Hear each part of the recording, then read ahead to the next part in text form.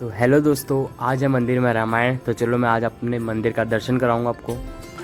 ये हमारी माता रानी का मंदिर है हमारे गांव का। और बाकी सारे लोग यहाँ पे आ गए हैं, कुछ काम वगैरह कर रहे हैं। सभी अपने अपने कामों में लगे हैं, जितने भी भक्त हैं।